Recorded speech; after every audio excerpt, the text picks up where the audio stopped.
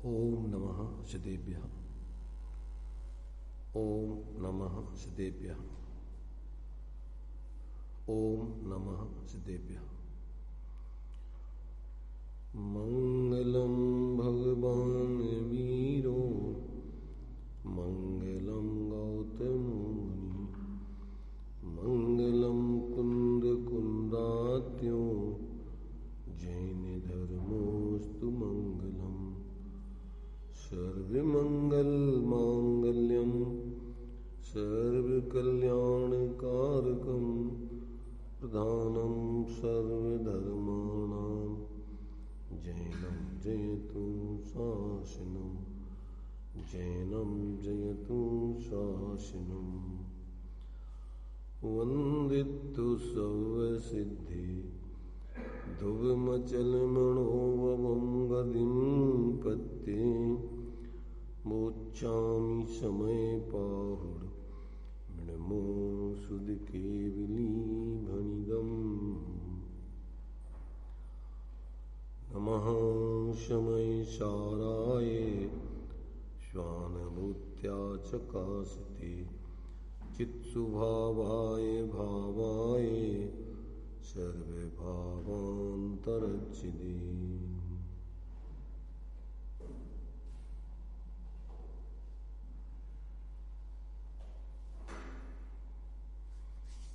समय सार जी गाथा अपनी 90 चल रही थी। उस 90वीं गाथा में आचार्य देव ने आत्मा की 3 प्रकार की परिणाम विकार का कर्तृत्व किसको है, इस बात का स्पष्टीकरण किया था। तो यहाँ ये बात बतलाई है कि जो 3 प्रकार के आत्मा के विकारी परिणाम होते हैं, उन विकारी परिणामों का कर्तृत्व अज्ञानी जीव ही है उसका कर्ता। उसका कर्ता कोई परद्रव्य या पुद्गल आदि नहीं है। जिस भाव को जो द्रव्य करता है उस भाव का वही द्रव्य कर्ता होता है, क्योंकि जो व्याप्य व्यापक संबंध जिसमें होता है उसी में कर्ता कर्म संबंध होता है। तो जीव के चाहे अज्ञान रूप भाव हो चाहे ज्ञान रूप भाव हो, ज्ञान रूप भाव सम्यक दर्शन ज्ञान चारित्र के स्वाश्रित भाव, अज्ञान रूप भाव मिथ्या दर्शन ज्ञान चारित्र के विपरीत भाव विभाव भाव। निमित्त भले ही पर को बनाता है जीव, कर्मों के उदय आदि को, नो कर्मों के अवलंबन को, पर ये भाव का कर्ता जीव स्वयं ही है और उसके फल का भोगता भी जीव स्वयं ही है। इसलिए यहाँ ऐसा जानना चाहिए, क्योंकि वो जीव के विकारी परिणाम स्वाश्रित परिणाम नहीं है, स्वाभाविक परिणाम नहीं है। इसलिए कथनचित उसको उन भावों से, विभाव भावों से, कर्माश्रित परिणाम होने से भेद विज्ञान कराने के लिए उनको कदाचित कभी कर्म के उदय के निमित्त पूर्वक होने से अपने स्वभाव का ज्ञान कराने के लिए जीव उसको अपना स्वभाव न मान ले तो कभी उसको कर्मकृत कह देते हैं। परंतु कर्मकृत का मतलब वो कर्म के भाव हैं, कर्म ने किए हैं, ऐसा नहीं समझना। कर्म के उदय में जुड़कर के जीव स्वयं ही उन भावों को कर रहा है अनादिकाल से, कोई नए परिणाम नहीं है। इसलिए उसको अपने स्वभाव का होश ही नहीं है। स्वभाव का बोध कराने के लिए उनको कर्मकृत कहा जाता है, परंतु वो तो जीव के ही भाव है, जीव ने ही किए हैं, अपनी अज्ञानता से किए हैं। उसको स्वपर का भेद विज्ञान नहीं है। अनादिकाल से वो कर्मकृत, कर्म नो कर्म आदि के भावों को ही अपने भाव मानता आया है। इसलिए भेद विज्ञान कराने के लिए उनको कभी कर्मकृत कहे जाते हैं, तो वो चूंकि वो स्वाभाविक भाव नहीं है, कर्म के उदय में जुड़ने से हुए हैं, इसलिए वो कर्मकृत कह करके अपना स्वभाव जो कर्म से रहित ज्ञाता दृष्टा शांत निराकुल है उसको बताया जाता है ज्ञान लक्षण से लक्षित करके। और अपने द्रव्य स्वभाव, द्रव्य में ऐसी कोई शक्ति नहीं है कि बिना कर्म आदि के उदय में जुड़े हुए और ऐसे भाव अपने आप करने लगे। अगर उसको अपना स्वभाव माने तो ज्ञान दर्शन आदि की तरह वो अनादि अनंत हो जाएंगे, फिर वो जीव से अलग नहीं होंगे। इसलिए वो जीव के क्षणिक विकारी भाव हैं, पर के अवलंबन से होते हैं, वे उसके स्वाभाविक स्वाश्रित भाव नहीं हैं, न द्रव्य स्वभाव है, न गुण स्वभाव है, न पर्याय के स्वाभाविक भाव है। द्रव्य नित्य है, गुण नित्य हैं, पर्याय अनित्य होती हैं। उन पर्यायों में परिणमन दो प्रकार का होता है, एक स्वाश्रित, एक पराश्रित, एक सहज, एक औपाधिक सोपाधिक। तो ये सोपाधिक परिणमन जो होता है वो अनादिकाल से कर्म के उदय पूर्वक होता है, इसलिए उसको जीव का कथनचित जीव के स्वभाव से भिन्न भी कहते हैं। इसलिए अपन को अरहंत का जैसा स्वरूप है, जो अरहंत को द्रव्य गुण पर्याय से जानता है, वो अपने स्वभाव को जान लेता है और उसके मिथ्यात्व का नाश हो जाता है। क्योंकि अरहंत भगवान द्रव्य से भी शुद्ध हैं, गुण से भी शुद्ध हैं, पर्याय से भी शुद्ध हैं। और वो अरहंत भगवान पूर्व में अपने जैसी दशा में थे और अब उन्होंने अपने स्वावलंबन से परावलंबन का अभाव करके शुद्ध दशा प्रकट कर ली। तो अपन को भी यही वास्तव में दशा प्रकट करने लायक है। इसलिए अपन को समय सार जी पूरे ग्रंथ में यदि मोक्ष की है कामना तो जीव नरक को जानिए और उसी की प्रीति करिए, उसी को अपना स्वरूप जानिए, उसी का अनुचरण कीजिए। परावलंबन छोड़ के स्वावलंबन कराने के लिए अपने आत्मा के स्वरूप को, द्रव्य स्वरूप को बताया गया है। तो ऐसा जो है अपने लिए पूरे समय सार में शुद्ध होने के लिए शुद्ध स्वरूप को बताया है। काहे के लिए? शुद्ध होने के लिए, मात्र जानकारी करके स्वच्छंदी बने रहने के लिए नहीं, दंभ करने के लिए नहीं, परस्पर लड़ने झगड़ने के लिए नहीं, मिथ्या बुद्धि करके सांप्रदायिकता धारण करने के लिए नहीं, मात्र सम्यक प्रकार से अपने स्वरूप को समझकर परावलंबन छोड़ के ऐसे अपने उस एक रूप द्रव्य स्वभाव का अवलंबन करके और परिणति में एक रूपता प्रकट करें, इसके लिए ही पूरा समय सार समर्पित है। अनादिकाल से जीव अपने एक रूप स्वरूप को भूला है, संयोगों में पर्याय आदि में मूर्छित होकर के और अनादिकाल से परावलंबन करके पर्याय आश्रित बुद्धि करके चतुर्गति का पात्र बना हुआ है। इसलिए अपन को यहाँ ये जो प्रश्न उठाया था कि ये तीन प्रकार के जो परिणाम के विकार हैं, ये अशुद्ध भाव हैं, उसका कर्ता कौन है? तो ये अपन ने अमृत चंद्राचार्य देव की आत्मख्याति में और इसमें अपन ने भावार्थ में उसको पढ़ा था। अब यहाँ पर तात्पर्य वृत्ति के माध्यम से उसी को अपन पढ़ते हैं।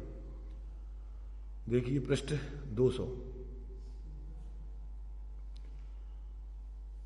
ऊपर देखो, भावार्थ पढ़ा था, उसको पढ़ के आगे तात्पर्य वृत्ति पढ़ते। पहले कहा था कि जो परिणमित होता है सो करता है।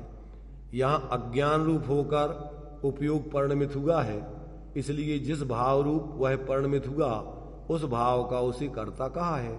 इस प्रकार उपयोग को कर्ता जानना चाहिए।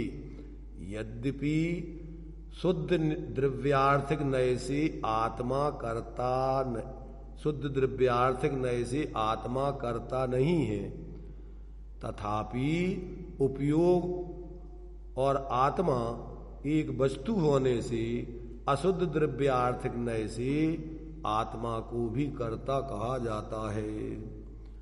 शुद्ध द्रव्यार्थिक नय से मतलब क्या? कि यदि आप समान रूप से आत्मा को दो स्वभाव वाला है, एक द्रव्य स्वभाव, एक पर्याय स्वभाव, तो द्रव्य स्वभाव एक रूप रहता है, समान रूप रहता है, अभेद रूप रहता है, नित्य रूप रहता है, और पर्याय स्वभाव में सब भेद होते हैं, अनित्यता होती है।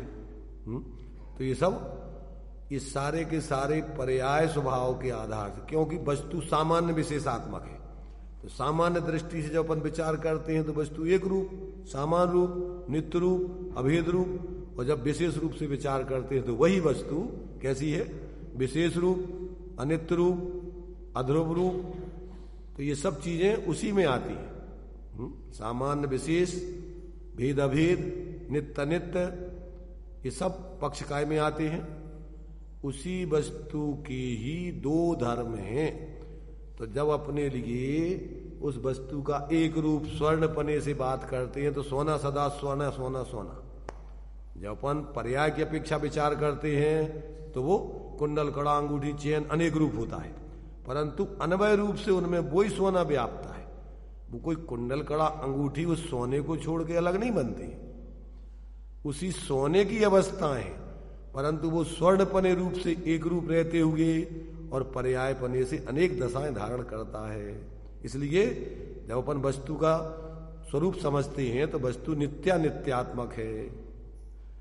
नित्य माने ध्रुव और अनित्य माने उत्पाद व्यय। उत्पाद व्यय ध्रुव युक्तम सत सत द्रव्य लक्षणम। ये द्रव्य सत लक्षण है और सत के तीन भेद हैं। उत्पाद भी सत है, व्यय भी सत है और ध्रुव भी सत है। ध्रुव त्रिकाली सत है, उत्पाद व्यय क्षणिक सत है, परंतु वो एक ही वस्तु के दो धर्म है। तो वो जो है पर्याय में बदलते हुए भी द्रव्य पने से वो वस्तु ज्यों की त्यों वही की वही रहती है। परंतु अब चूंकि अजीबों में तो इससे कोई सुख दुख आदि का संबंध नहीं, जानते नहीं, और चार अजीब तो चूंकि एक रूप शुद्धि परिणमित होते हैं। पुद्गल में स्कंद और परमाणु की स्थिति बनती है, शुद्धता शुद्धता होती है पर्याय में, परंतु उससे उसको कोई सुख दुख नहीं, और उसमें तो पूर्ण गलन स्वभाव है, इसलिए परमाणु शुद्ध होकर के फिर वो संयोग रूप हो जाता है, स्कंद रूप। परंतु जीव अनादिकाल से अपने उस एकत्व भक्त स्वरूप को भूल के कर्म आदि में कर्मकृत भावों में एकत्व ममत्व करके पराश्रय को धारण करके पर्याय में मिथ्या दर्शन ज्ञान चारित्र रूप परिणमन करते हुए चतुर्गति का पात्र बना हुआ है। तो अब जीव को अपने उस एकत्व भक्त स्वरूप को बताकर पर द्रव्यों से भिन्न अपनी श्रद्धा, अपना ज्ञान, अपनी लीनता कराकर परावलंबन को छुड़ाकर संसार की दशा का अभाव करा के सुखी बनाने का उपदेश है। और किसी को कोई मतलब नहीं उससे, अजीबों को कोई सुख दुख होता नहीं, और पुद्गल शुद्ध होवे चाहे शुद्ध होवे, उसका तो परिणमन पूर्ण गलन का है, तो परमाणु भी हो जाता है, स्कंदी भी बन जाता है। पर जीव में ऐसी व्यवस्था नहीं है। जीव एक बार यदि अपनी एकत्व भक्त का अवलंबन करके अगर शुद्ध दशा को प्राप्त हो जाए तो फिर अनंत काल तक के लिए वो शुद्ध ही रहता है, सुखी ही रहता है, वो फिर अशुद्ध नहीं होता है। इसलिए जीव को उपदेश है ये कि भाई तू अपने उस एकत्व भक्त स्वरूप को भूल करके और अनादिकाल से संयोग दशा में चला आया है, संयोगी भाव संयोगों में पर में एकत्व ममत्व करते आदि करते हुए और परिणामों में ऐसा अज्ञान भाव धारण करके व्यभाविक परिणमन कर रहा है, और वही तेरा संसार है। और स्वाश्रित परिणमन करे तो तेरे मोक्ष मार्ग पूर्वक मोक्ष की सिद्धि हो जाए, चतुर्गति संसार का पंच परावर्तन संसार का भाव होके सदा काल के लिए सिद्ध दशा ज्ञान शरीरी त्रिविध कर्म मल वर्जित सिद्ध महंता ते है निकल अमल परमात्म भोगे शर्म अनंता। अनंत काल तक के लिए अब तेरे लिए वही की वही दशा रही है, अनंता अनंत काल यथा तथा से पर नहीं। तो ये जीवों को, संगी पंचेंद्री जीवों को, भव्य जीवों को ये उपदेश है। और तीव्र कसाई गृहीत मिथ्या दृष्टियों को नहीं, मंद कसाई और मंद मिथ्या दृष्टि जीवों को अगर ये उपदेश सुने, समझें, विचार करें और फिर अपने ज्ञान में सम्यक निर्णय करके अपने स्वावलंबन को ग्रहण करके परावलंबन का त्याग करें तो जीव सुखी होता है। और ये अनुभवगम्य बात है, ये कोई गप्पाष्टक नहीं है। प्रत्येक संगी पंचेंद्रिय जीव इसका अनुभव कर सकता है। इसमें अपन को हम नहीं मानते कि मानते, ऐसे मानने नहीं मानने से काम नहीं चलेगा। तुमने मान लिया बिना अनुभव के तो वो मानना भी कोई काम का नहीं, और बिना अनुभव के तुमने निषेध कर दिया तो वो निषेध भी कोई काम का नहीं। बिना समझे हुए निषेध करना भी योग्य नहीं, और बिना समझे हुए मान लेना मात्र ही योग्य नहीं। किसी के पीछे लग जाने से कल्याण नहीं होगा। जब तक तुम स्वयं अनुभव नहीं करोगे तुम्हारा मोक्ष मार्ग चालू नहीं होगा। इसलिए मूल लोग सांप्रदायिक बुद्धि धारण करके और फिर समूह बना लेते हैं, अपनी मिथ्या मानी हुई धर्म की क्रियाएं करते और अपने को धर्मात्मा मानते, जबकि धर्म तो स्वानुभूत चीज है, अनुभवगम्य है। वो किसी शास्त्र आदि में लिखी हुई नहीं है। वो धर्म की लिखी हुई का मतलब वो धर्म नहीं लिखा है। धर्म का स्वरूप बताया गया है शब्दों में, परंतु धर्म तो आत्मा में होता है और आत्मा के आश्रय से प्रकट होता है। इसलिए शास्त्रों में धर्म नहीं है, मूर्तियों में धर्म नहीं है, पर में अपना धर्म नहीं है। काय में है? अपनी ही आत्मा में अपना धर्म है और अपनी ही आत्मा के अवलंबन से प्रकट होता है। जो अवलंबन करता है उसको अनुभव में आता है और फिर उसके किसी प्रकार की शंका आदि नहीं रहती। सम्यक दृष्टि को 8 जो दोष बतलाए हैं शंका आदि भी नहीं होते। उसको भगवान जिनेन्द्र ने जो बात कही है उस पर शंका नहीं होती, क्योंकि वो अनुभूत है। अनंत ज्ञानियों ने जो बात कही है उसको शंका नहीं होती, क्योंकि वो अनुभूत है।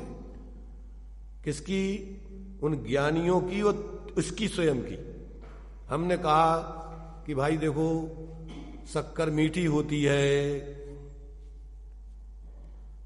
अब तुम हमारे कहने से मान लो, तो तुम्हारा मानना सही नहीं है। मान लो मतलब अकेले मान ही लो। पहले तो जो भी बात कोई कह रहा है उसके वचनों की प्रमाणिकता होती है वस्तु स्वरूप से। उसने जो बात कही है अगर वस्तु स्वरूप वैसा ही है तो उसकी बात सही है, और वस्तु स्वरूप वैसा नहीं है तो उसकी बात झूठी है। तो ऐसे ही जो कोई कह रहा हो कि आत्मा में अंदर आनंद है, शांति है, देखो अनुभव करके निर्विकल्प, और तुम आत्मा हो, तुम्हारे पास ज्ञान है, संगी पंचेंद्री हो, तुम अंदर में प्रयोग करके देखो और तुम्हें आनंद मिले तो तुम मान लेना उसकी बात कि हाँ तुम्हारी बात सही है। और यदि कोई न ज्ञानी ने, भगवान ने भी कही हो और तुमने अगर तो अनुभव नहीं किया और मान ली तो तुम्हारी बात वो अंधश्रद्धा कहलाएगी, तुम्हारी मानना सही नहीं कहलाएगा। क्यों? कि कोई दूसरा व्यक्ति कुछ और कहेगा तो तुम भ्रमित हो जाओगे, क्योंकि अनुभव नहीं है तुम्हें। कब तुम निशंक रहोगे, कब तुम उस बात पर डटे रहोगे कि जब तुमने भी उसको अनुभव किया होगा। तो 3 लोग आ जाए तो फिर तुम्हें बदलने में समर्थ नहीं है। इसलिए 3 लोग में भूचाल आ जाने वाले आ जाने पर भी सम्यक दृष्टि की सिद्धा से वो विचलित नहीं होता। क्यों? कि अनुभूत बात है वो।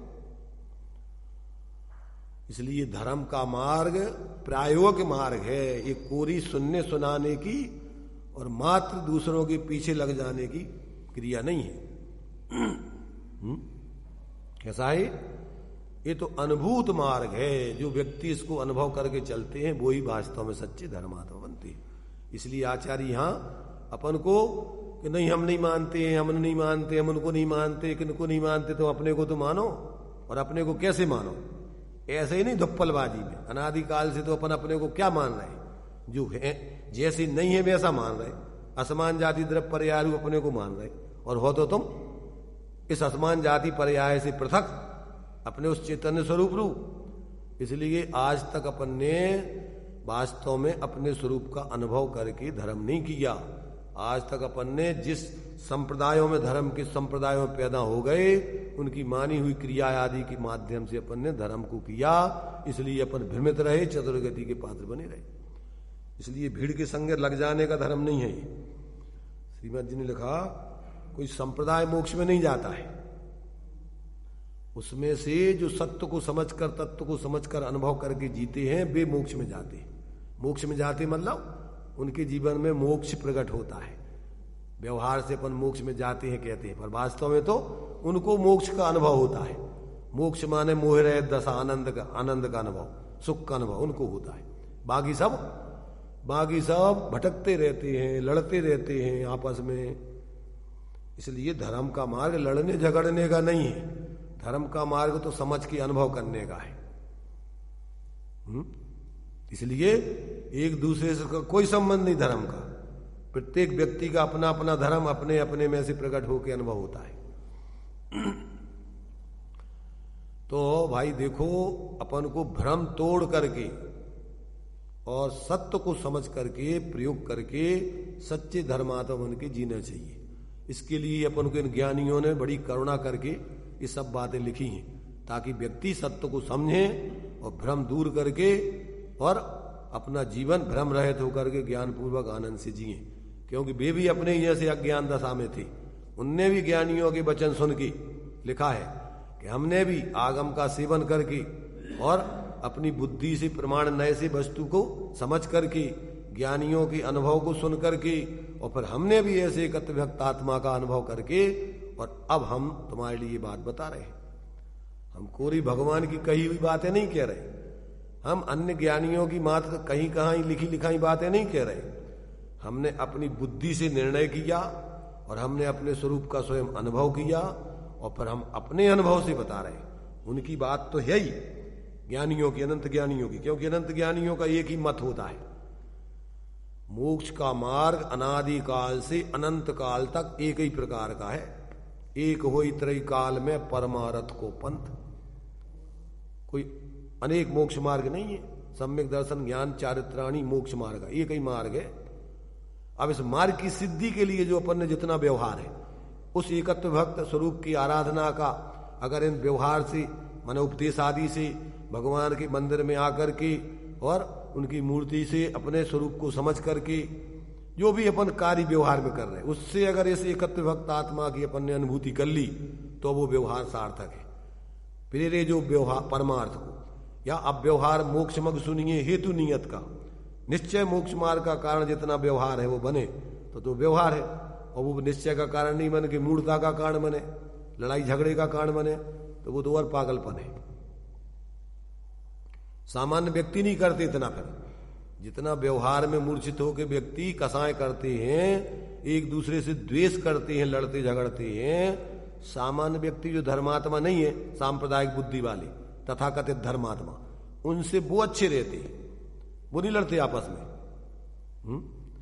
और इसके लिए तो तुम्हारे वो अमिताभ बच्चन के उस पिता ने जो क्या दिया है, उलाहना दिया है धर्म तथाकथित धर्मात्माओं को, कि तुमसे अच्छे तो वो हैं जो जा करके शराब के ठेके पर शराब पीते हैं, वो प्रेम से एक दूसरे से मिलते हैं। क्या मस्जिद मस्जिद मंदिर मस्जिद बैर कराते और प्यार कराती मधुशाला।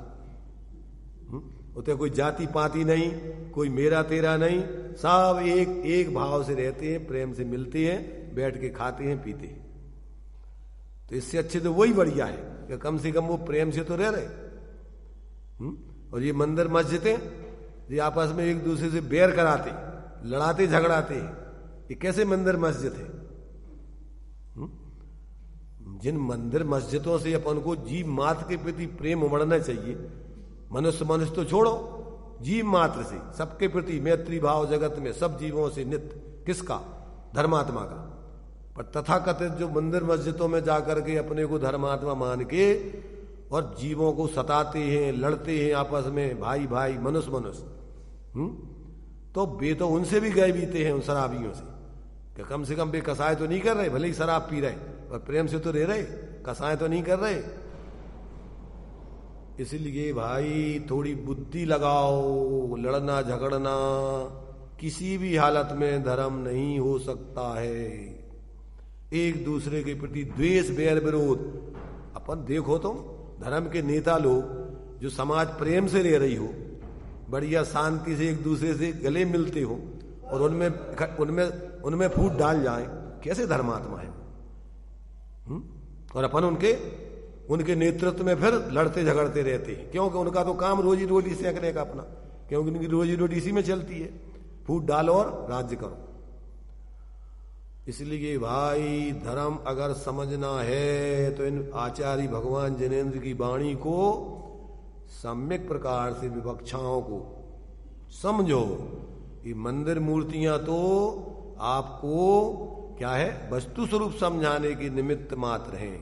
बीतराग भगवान की मूर्ति आपको बीतराग बनने की प्रेरणा देती है, लड़ने झगड़ने की नहीं।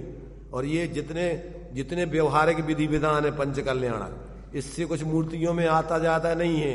ये तो लौकिक व्यवस्था है, ताकि लोग जगह जगह मूर्तियां इकट्ठी ढेर लगा करके उनका अभिनय ना कराएं, सामूहिक रूप में विशेष रूप से खर्चा करके समाज की मान्यता मिल करके, और ताकि वो भगवान की मूर्तियां रखी जाएं, पर उससे कुछ होता जाता नहीं है। ये तो एक लौकिक व्यवस्था है, ताकि वो मंदिर और भगवान व्यवस्थित बने रहें और उनका अभिनय ना हो, ढेर लगा करके जगह जगह जैसे एक अगरबत्ती और एक कामी लगाओ, नरियल फोड़ो, भगवान बन गए। पर उन पर कुत्ता पेशाब कर रहे और जगह जगह उनका अभिनय हो रहा है, कैसे भगवान है? इन मूर्तियों में कोई भगवान नहीं आ जाते हैं, ये तो तुम्हें उन भगवान का मात्र दिग्दर्शन कराने के लिए एक माध्यम मात्र है।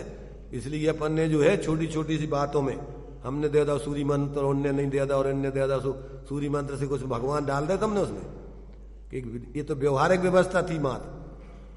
तो जब तक अपन को ये विवेक नहीं है और उसमें तुम्हारे से जो भी पंचकल्याणक प्रतिष्ठा आदि लिखे हैं पूर्व में, उनमें ये लिखा है कि प्रतिष्ठाचारी स्वयं ही ये कार्य करता है, मुख्य रूप से इसका जिम्मेदार प्रतिष्ठाचारी है।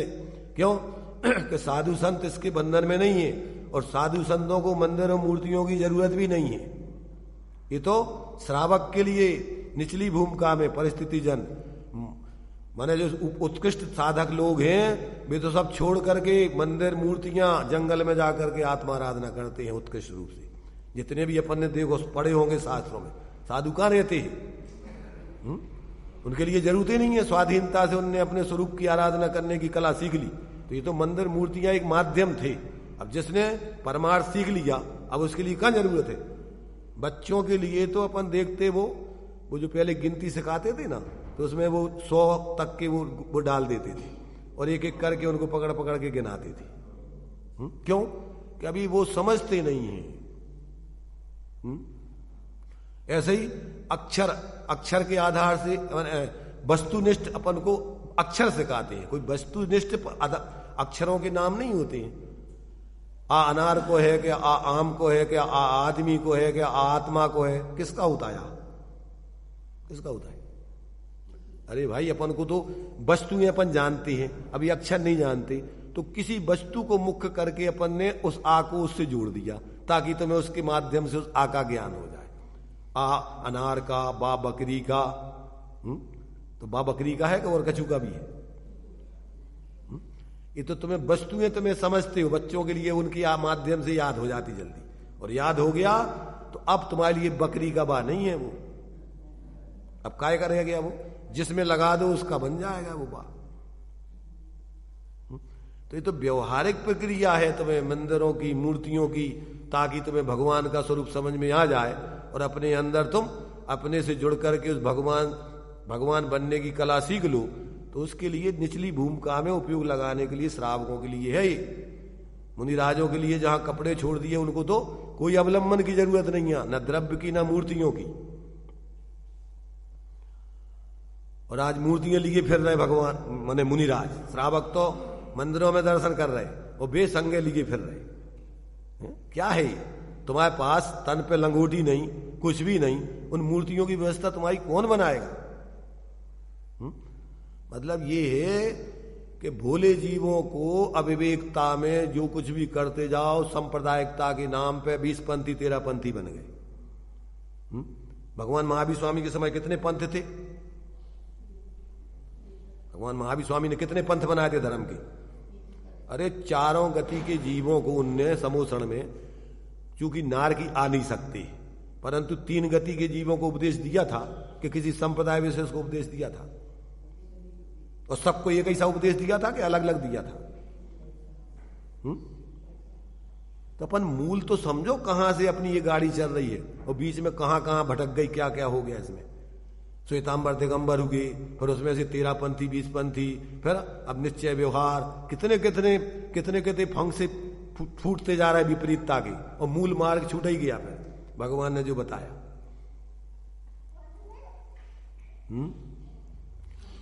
इसलिए थोड़ी बुद्धि लगाओ अपन भाई, अपन को बीच में जो इस प्रकार के एजेंट लोग अपन को भ्रमित करके और अपने मूल धर्म से विचलित कर देते हैं, तो कम से कम अपन अपनी बुद्धि गिरवी तो मत रखो। अपन भी तो सोचो कि ये कर क्या रहे हैं सब। अपनी अपनी दुकानें चलाने के लिए नेतागिरी, जैसे नेता होते ना तो अपना नेतृत्व करने के लिए एक नई पार्टी बना लेते। अगर उनको कोई नेता अपना नहीं उस पार्टी में चल पाए उनकी नेतागिरी, तो वे अपनी एक नई पार्टी बना लेते। कौन सी? भाजपा से उमा भारती ने का नहीं बना तो उनने भाजपा बना ली। कितना चलेगी अब वो पार्टी? ऐसे जो बीच बीच में फुंसा फूटते रहेंगे, कब तक चलेंगे संप्रदाय? अरे मूल तो जो भगवान जनेन्द्र का मार्ग है, अनादिकाल से अनंत काल तक अनंत तीर्थंकरों का एक ही उपदेश है, कोई अलग अलग नहीं है सब, और सबके लिए एक ही है। इसमें कोई जाति पाति होती नहीं है। भोग भूमि में तो कोई जाति होती नहीं है, सब मनुष्य होते हैं, और दोनों युगल होते हैं, युगल रहते हैं, जीते हैं, चले जाते हैं। अब ये कर्म भूमि लगती है तो लौकिक दृष्टि से विधान है सब कर्म भूमि के अपन को लौकिक जीवन जीने के लिए। मूल में तो सब जीव हैं, उनके लिए स्वरूप सबका एक समान है, अपने स्वरूप को भूल के भटक रहे हैं, तो उनके लिए मूल तो समझना वो है। अब वो तो नहीं समझे और दुनिया के जो है कपोल कल्पनाओं में धर्म की कल्पना कर करके भटकते रहे। वैसे तो अनादिकाल से असंगी तक की जीव समझती नहीं है, उस समय तो उपदेश है ही नहीं उनको। अब संगी पंचेंद्रीय हो जाने पर समझ सकती है, भेद विज्ञान कर सकती है, अपने स्वरूप को ज्ञान लक्षण से लक्षित करके जान करके अनुभव कर सकती है। और इस शरीर आदि राग आदिक अपने से भिन्न है, माने ये राग आदिक आश्रव भाव है, ये आत्मा का स्वभाव नहीं है, और यही दुख रूप है। और शरीर आदि परद्रव्य है। ऐसी सीधी सीधी सरल व्यवस्था शास्त्रों में लिखी है। अब वो तो नहीं अपन पढ़े, और शास्त्रों में लिखी है पुराने ज्ञानियों की, उसमें ही दोष लगा लगू करके अपना नया संप्रदाय खड़ा कर लें, और फिर आपस में ही अपन एक एक अपने अपने नेतागिरी करते हैं। एक आचार्य के 25 शिष्य होंगे तो एक दूसरे से नहीं बनती उनकी, और अपन उनके साथ उनको देख रहे फिर भी अपन अपना उल्लू सीधा करने के लिए वे गीत गाएंगे उन्हीं के आचार्यों के, और एक दूसरे से बिल्कुल ना आचार्य की बनती ना शिष्यों की बनती। ऐसे ही सब संप्रदायों में है। सब संप्रदायों में जो विशेष होते ना, मान कसाय की मुख्यता है मनुष्य पर्याय, तो विशेष अपना चलाना चाहते हैं, और अपनी नहीं चलती है तो कुछ ना कुछ उसमें फूट डालते हैं। वो कितनी पार्टियां हैं अपने देश में, कितनी पार्टियां हैं। राज्य अपना देश काय के लिए बनी, वो अपने देश हित के लिए बनी है। और करते क्या है सब, क्या करते, देश हित करते हैं। अपनी कुर्सी सुरक्षित करने के लिए जनता में फूट डालते रहते हैं, राजनीति करते रहते, धर्म के नाम पर, जाति के नाम पर, व्यक्तियों के नाम पर करते रहते। ऐसे धर्म में चल रहा आजकल।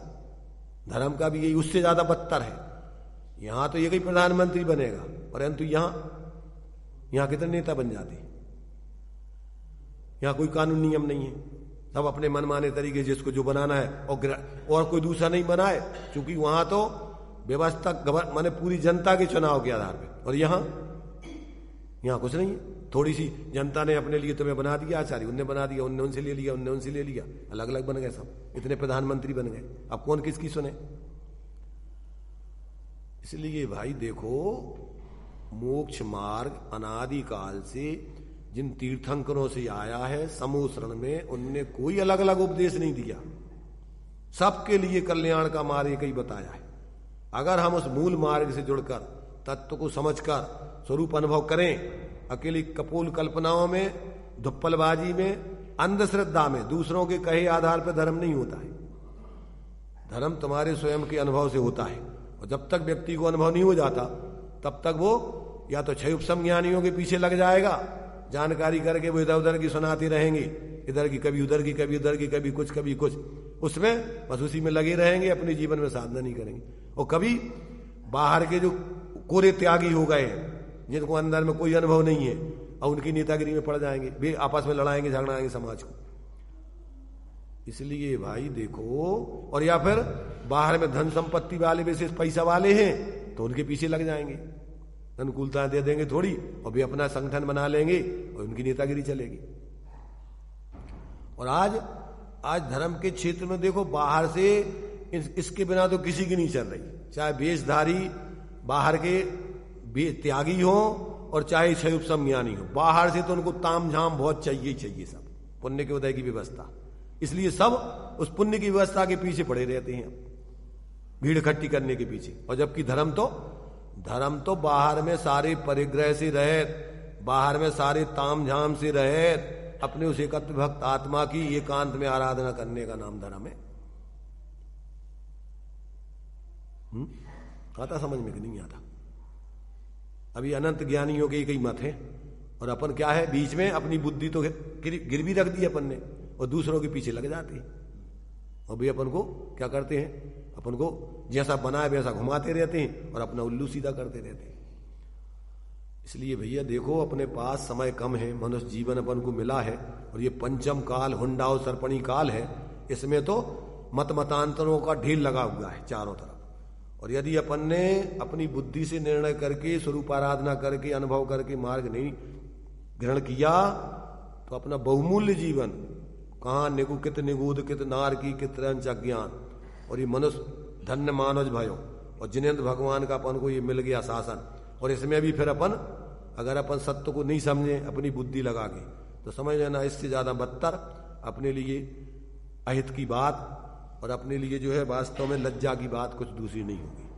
इसलिए अपन को निष्पक्ष होकर के स्वयं अपनी बुद्धि से इन सब बातों को समझने चाहिए। आचार्यों ने लिखा है, आज्ञा प्रधानी शिष्य से परीक्षा प्रधानी शिष्य श्रेष्ठ होता है। क्यों? परीक्षा पूर्वक ही तुम्हारा कल्याण होगा। आज्ञा तो मानना कब तक, जब तक अपनी परीक्षा नहीं हो जाए, अपन अनुभव नहीं कर लें, तब तक अपन लक्षणों से देखें कि हाँ ये व्यक्ति वास्तव में सही कह रहा होगा। आगम से मिलाएं, युक्ति तर्क से निर्णय करें, अन्य ज्ञानियों से विचार करें और स्वयं प्रयोग करें। और जब तक प्रयोग नहीं हो जाए तब तक जो सत्य बात अनादिकाल से चली आई है उसको स्वीकार करके प्रयोग करें, और जब अनुभव हो जाए तो आपको वो बात लगेगी हाँ ये बात बिल्कुल 100% सही, और फिर आप अपने अनुभव से मोक्ष पार पे चलोगे। जो चीज समझ में नहीं आई, क्योंकि अपन सर्वज्ञ नहीं है, तो आगम में अपन पढ़ेंगे समझेंगे, उससे वो बात बिल्कुल सही आपको उसमें लिखी हुई है मिलेंगी, और उससे आप जियोगे तो आपका यथासंभव कल्याण होगा।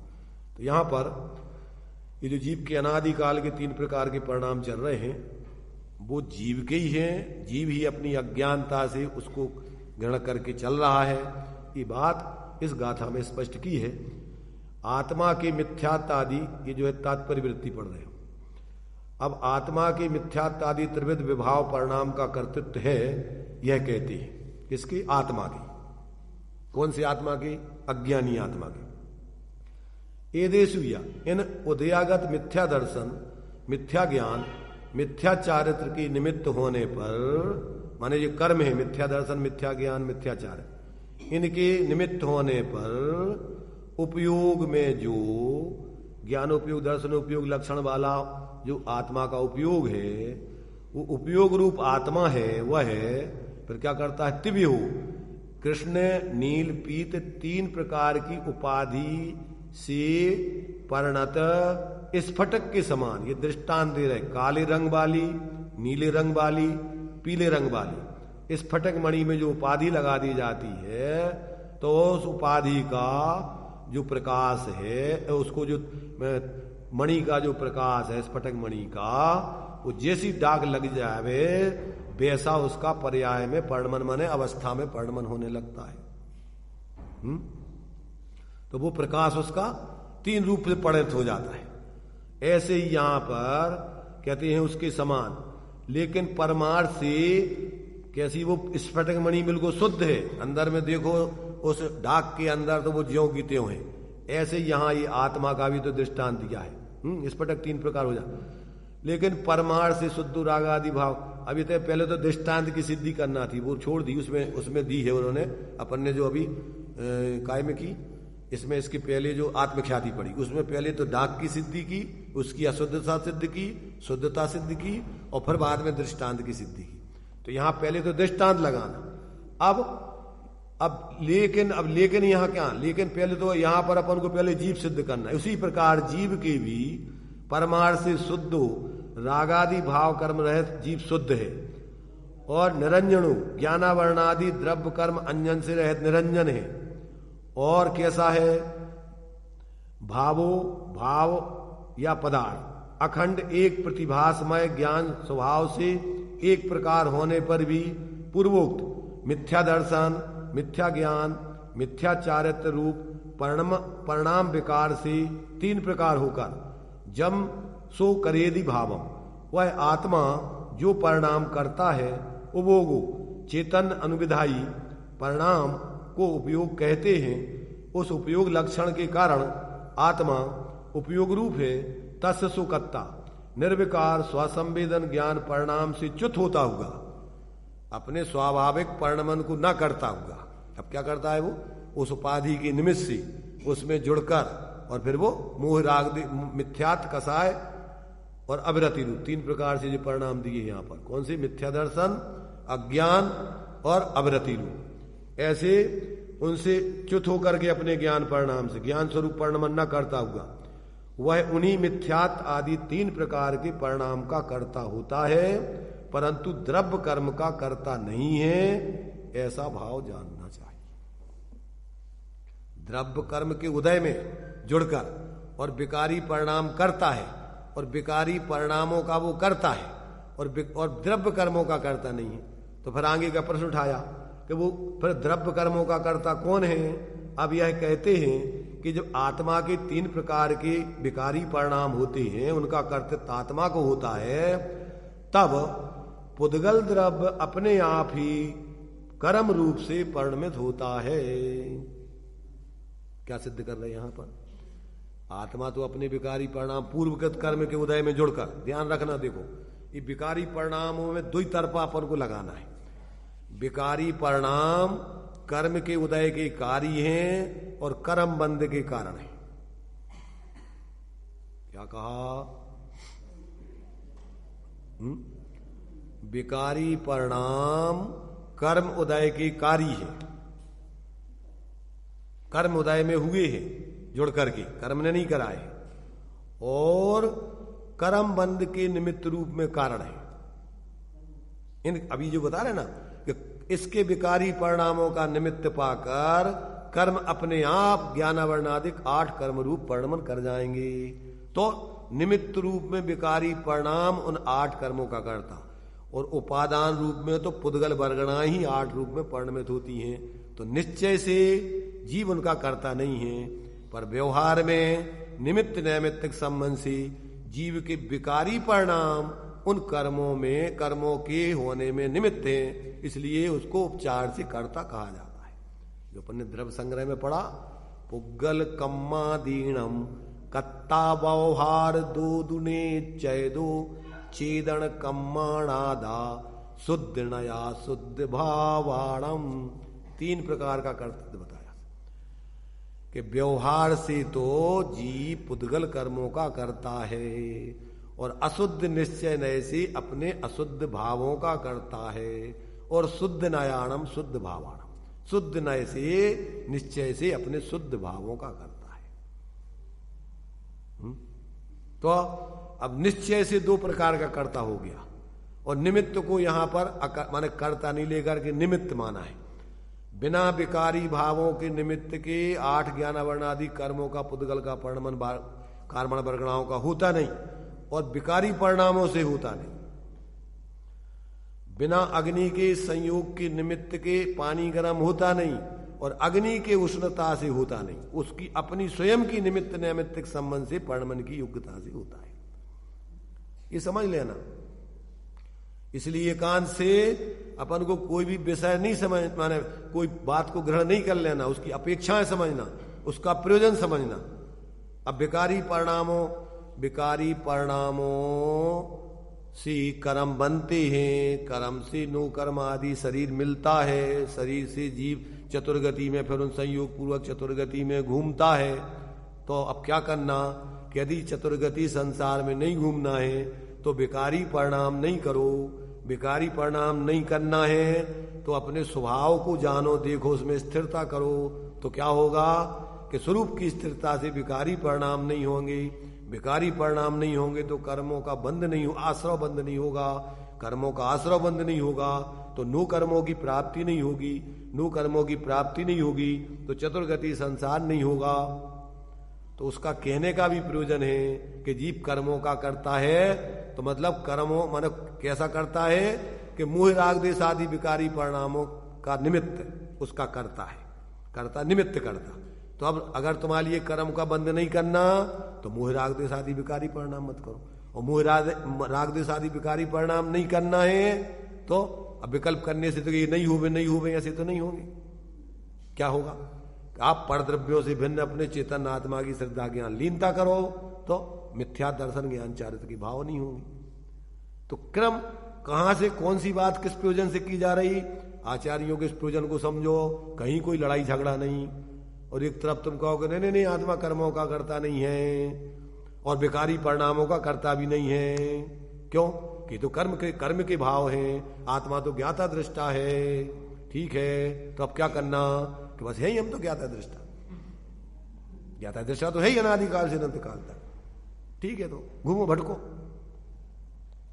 व्यवहार से बंधन है तो बेटा व्यवहार ही में चतुर्गति का घूमना है, जैसे नाचार्य कहते। डंडे भी व्यवहार ऐसे पड़ते हैं, निश्चय से नहीं पड़ते।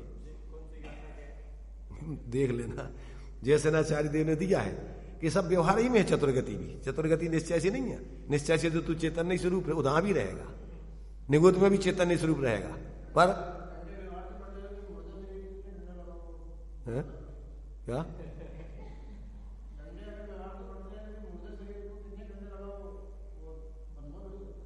तो इसीलिए तो कह रहे कि मुर्दा जीव नहीं कहलाता है। जब जीव रहता है शरीर में, जब वो जीव कहलाता है।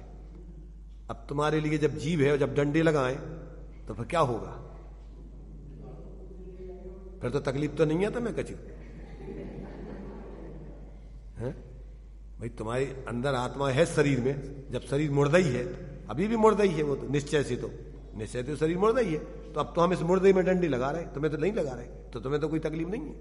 वही तो दिया है 46वीं गाथा में कि शरीर को सर्वथा जब तुमने अगर क्या मान लिया, पुद्गल मान लिया, पर मान लिया, तो भस्म को मसल देने से जैसे पाप नहीं लगता है, ऐसे ही शरीर को काट देने से, पीट देने से पाप नहीं लगेगा। तो क्या हो जाएगा? व्यवहार अहिंसा, हिंसा का लोप, व्यवहार खत्म हो जाएगा।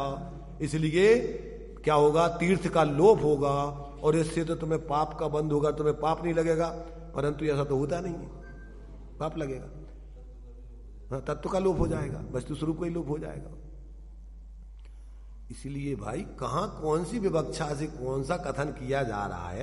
कहीं एक इंद्री, दो इंद्री, शरीर आदि जीव है तो उसका प्रयोजन दूसरा है, द्रव्य हिंसा आदि से बचने के लिए, और आपके लिए लोक व्यवस्था में, क्योंकि जीव अनादिकाल से शरीरों में रह रहा है और मोह सहित शरीर में मूर्छित होकर जी रहा है, और शरीर को काटोगे तो अंदर में जीव को तकलीफ होगी, तो वो तकलीफ से तुम्हें क्या होगा? पाप का बंध होगा। वो जीव भी दुखी होगा, और तुम भी जो कर रहे हो तो मोह से कर रहे हो, और तुम पाप के भाव कर रहे हो तो नरक में जाओगे, क्योंकि बिना भावों के तो जीव ऐसा कर नहीं सकता है। वीतराग भगवान ध्यान में बैठे हुए मुनिराज तो एक हिंसा कर नहीं सकते हैं। कौन करेगा? सविकल्प दशा में कसाई जीव करेगा, वीतराग जीव तो करेंगे नहीं। तो सर्वथा अगर तुमने रागादिक को परकृति मान लिया, पर के ही मान लिया, शरीर आदि को सर्वथा जीव से भिन्न ही मान लिया, तो सारे व्यवहार का तीर्थ का लोप हो जाएगा। इसी समय सार में पढ़ा, अपन ने भी पढ़ के सुनाया था कि नहीं? इसलिए इन विवक्षाओं को समझो, खेचातानी मत करो, अन्यथा इस खेचातानी से कल्याण नहीं होना है। कहां कौन सी बात किस विवक्षा से बता रहे आचार्य, उन सारी विवक्षाओं को समझो, और समझ करके प्रयोजन वीतराग विज्ञानता का साधने का है, उससे वीतराग विज्ञानता की प्रयोजन की सिद्धि करो। इसीलिए यहां पर अपन को ये कह रहे भैया कि ये इस प्रकार से अपन को आचार्यों की विवक्षाएं, उसका प्रयोजन समझ के और आप अपना कल्याण करो। इसमें उलझने से, खेचातानी करने से, ज्यादा बुद्धिमत्ता से कुतर्क करके और अपनी दुर्गति और दूसरों की दुर्गति कराने में कोई फायदा नहीं है। कुतर्क से तो तुम सही बात को भी काट सकते हो, और आगम में सब चीजें विवक्षाएं लिखी हैं, तो ऐसी यदवा तदवा कहीं की कहीं लगा दो, जहां जिस विवक्षा से वो, जिस उद्देश्य से वो विवक्षा लगाई है, जो बात बताई है, उस उद्देश्य को नहीं समझ के और कहीं का कहीं लगा दो। भावों से कोई ने जो है गुस्सा में किसी का अपमान करने के लिए बैठ, ऐसा कहा, बैठ जा, ऐसा कह दिया। अब सामने वाले व्यक्ति को बुरा लग गया। अब उसने कहा कि भैया इनने हमारा अपमान कर दिया। अब वो व्यक्ति कहता है, भैया हमने क्या अपमान किया, ये बताओ। ये खड़े थे, हमने कि बैठ जाओ, क्या अपमान कर दिया हमने? नहीं नहीं, ऐसा नहीं कहा था तुमने, शब्द तो वही है, बैठ बैठ बैठ जा। परंतु शब्दों में धर्म नहीं है, उन शब्दों के अंतर्गत अभिप्राय क्या है। इसलिए नयों के ज्ञाता ज्ञानी पंडित नहीं होते, नयों के अभिप्राय के ज्ञाता। वो कौन से अभिप्राय से वो बात कही गई? बात तो वही है, बैठ जाओ। हमने कहा भैया तुमसे क्या कही थी ना, बैठ जाओ, ऐसी कही थी तुमने, बैठ जाओ। शब्द तो वही बोले थे। हमने कहा बताओ क्या कही थी तुमने, बताओ। हमने ये नहीं कही थी बैठ जा, बैठ जा, और हमने कहा था बैठ जाओ। शब्द तो वही है। अब शब्दों को पकड़ लो तो अब तुम लड़ाई झगड़ा न्याय करो, वकालत करो कि ने हमारा अपमान कर दिया, बताओ हमने क्या कहा था। हमने ऐसा कहा था कि नहीं ये शब्द बोले कि नहीं बोले? तो शब्दों में धर्म थोड़ी है, काय में धर्म है? अरे उस शब्दों के अंतर्गत अभिप्राय क्या था, भाव क्या था? कुत्तों के लिए बढ़िया मारने के लिए उसमें जहर मिला करके लड्डू खिलाए जाते, मिठाई खिलाई जाती। कितना पुण्य कमा रहा वो, लड्डू खिला रहा ना कुत्तों के लिए, और एक व्यक्ति डंडा मार रहा है, भगा रहा है उन कुत्तों को। कौन अच्छा? देखने वाला क्या देखेगा? देखने वाले को लगे कैसा दुष्ट, एक तो बेचारा प्रेम से पुचकार के खिला रहा है और ये साला डंडा मार रहा है, कैसा आदमी पागल है? ये दुष्ट आदमी है। कौन दुष्ट है? ऐसे ही अपन लोगों को उल्लू बनाने के लिए प्रेम से बोल रहे हैं, बढ़िया सब कर रहे हैं, पर प्रयोजन क्या है तुम्हारा? उनको सांप्रदायिक बना करके और अपने संग जुतना, विपरीतता में उनको उलझाना। और एक डांट करके कह रहा है कि मूर्ख ये धर्म नहीं है, क्या काय में लग रहा है तू, किसने तुझसे कह दिया धर्म? तो तुम्हें क्या लगेगा? ये व्यक्ति तो बड़ा दुष्ट है, कैसा बोल रहा है? वो देखो कितने प्रेम से, आप बैठो, आओ भोजन कर लो, सब कर लो। काय में धर्म है? अभिप्राय, परिणाम, क्रिया। अज्ञानी व्यक्ति को क्रिया दिखती है, परिणाम अभिप्राय नहीं दिखता।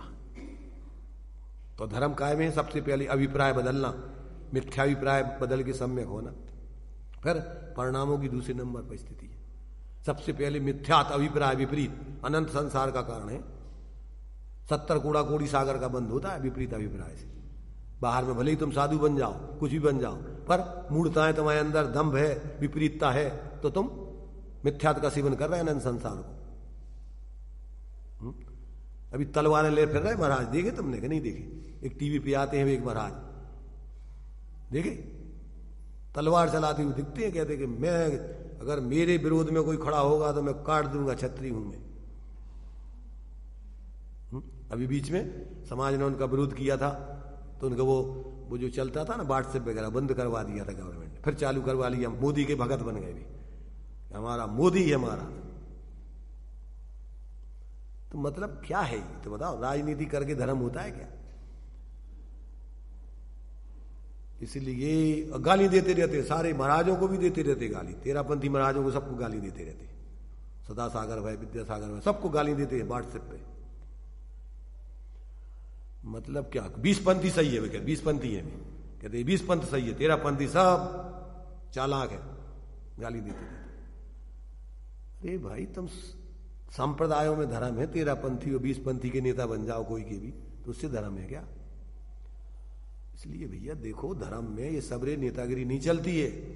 धर्म में तो सत्य तत्व को समझ करके ईमानदारी से जीवन होता है, और किसी के प्रति उसका स्वप्न में भी कोई दुर्भाव नहीं, किसी को ठगने का भाव नहीं, लूटने का भाव नहीं, बेवकूफ बनाने का भाव नहीं। स्वयं भी भगवान जिनेंद्र के उपदेश से एक शब्द विपरीत बोलता नहीं है। अज्ञानता में कदाचित कोई गलत हो जाए, प्रमाद बस, वो बात अलग है, पर इसलिए ज्ञानी लिखते हैं, लघुधि तथा प्रमाद ते शब्द अर्थ की भूल, सुधी सुधार पढ़ो सदा जो पाओ भव। कि भैया कछु अज्ञानता से, प्रमाद से हमसे कोई गलत लिखा गया हो शब्द अर्थ में, तो उस भूल को ग्रहण मत करना। आचार्य कुंद देव जैसों को लिखना पड़ा कि छल ग्रहण मत करना, कदाचित कोई गलत हो जाए तो उसको सुधार करके कल्याण करना। इसलिए अपन को रूढ़ी लकीर के फकीर नहीं बनना, शब्दों को नहीं ग्रहण करना। अपन को अपना कल्याण करने के लिए आचार्यों के उन शब्दों के अभिप्रायों को पढ़कर उसमें जो प्रयोजन है आत्मकल्याण का, उस प्रयोजन को साथ के अपना कल्याण करना। तो ये अपन को यहाँ पर क्या है कि जो 3 प्रकार के चैतन्य के परिणाम होते हैं, वे वास्तव में क्या है?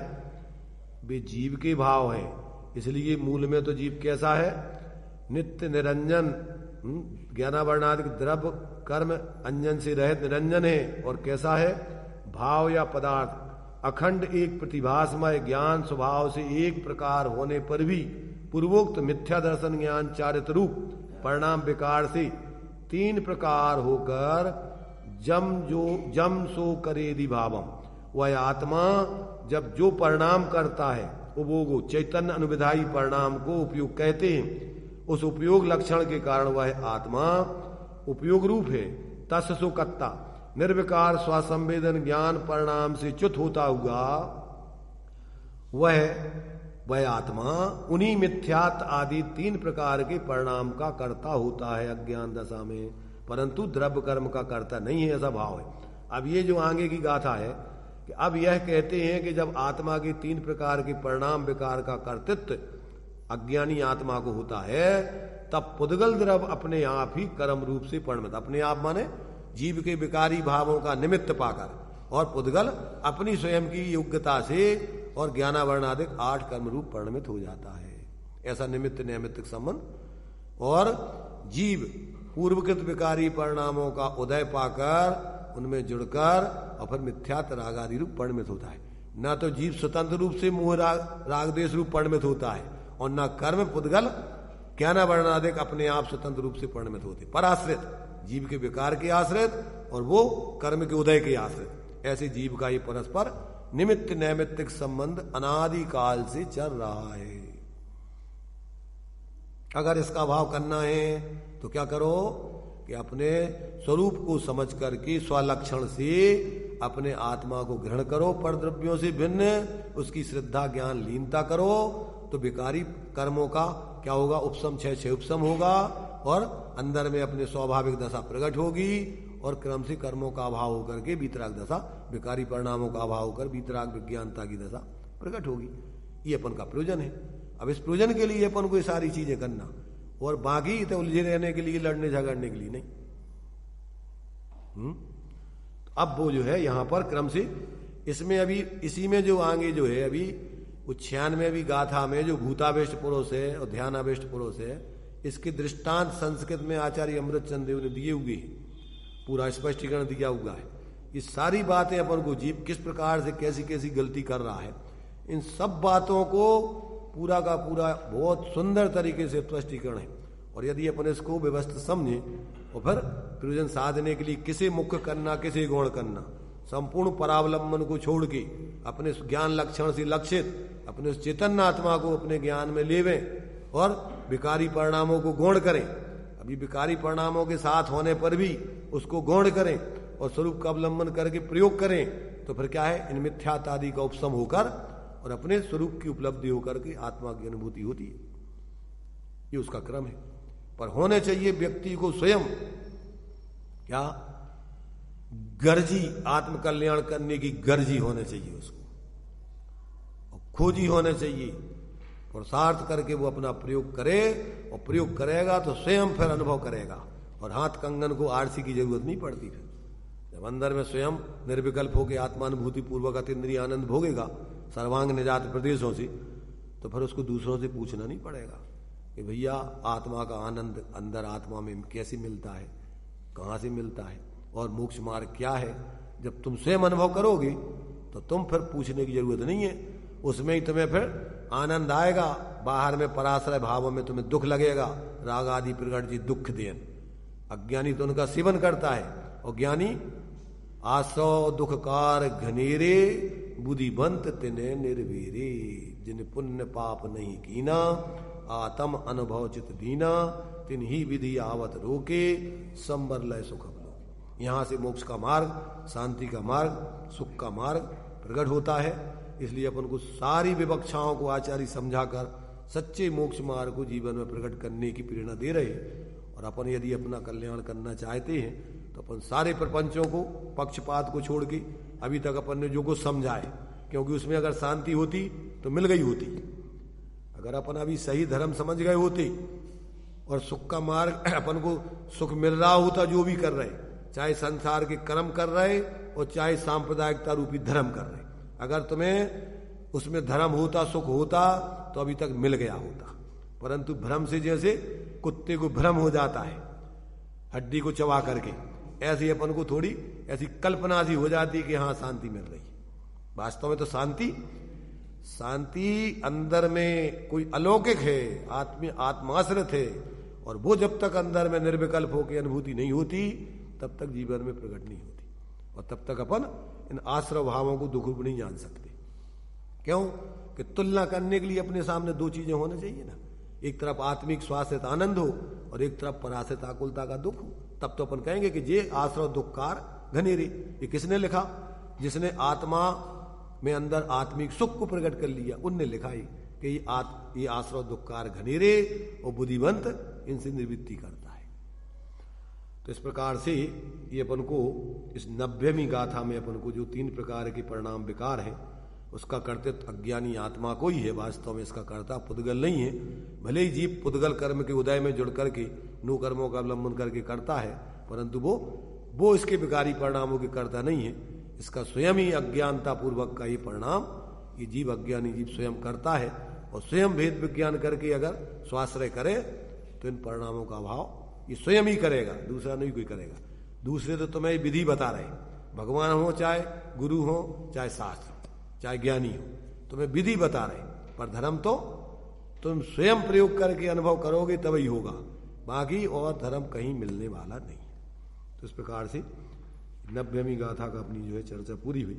अब आगे जीव के विकारी परिणामों का पुद्गल कर्मों का कैसा निमित्त नैमित्तिक संबंध बनता है उसका खुलासा चलेगा।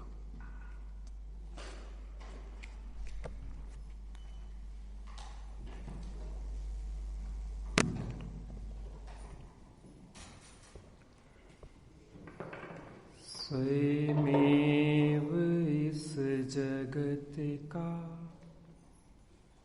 सब काम हो रहा है, हमको भी धीरे धीरे श्रद्धान हो रहा है। स्वयमेव इस जगत का सब काम हो रहा है, हमको भी धीरे धीरे श्रद्धान हो रहा है।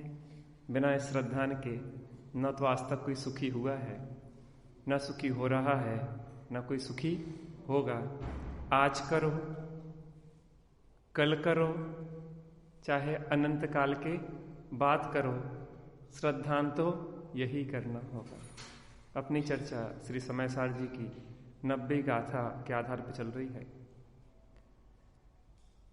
कि जो जिस भाव रूप परिणमित होता है वह उसका कर्ता होता है। जब जीव विकारी भाव रूप होकर परिणमित होता है तो वह अपने विकृत भावों का, अपने मोह राग द्वेष आदि भावों का कर्ता होता है। यद्यपि जीव के स्वभाव की तरफ से देखा जाए तो जीव तो अकर्ता और अभोगता है, लेकिन अवस्था में जिस भाव रूप परिणमित होता है वह अपने भावों का कर्ता है, लेकिन द्रव्य कर्मों का कर्ता नहीं है। इस प्रकार से यहाँ पे बहुत सुंदर चर्चा आई है। हमारे जीवन को बदलने वाले बहुत सारे सूत्र मिले हैं। हम सभी उसको अपने जीवन में अपना के सुखी हों, इसी मंगल भावना से।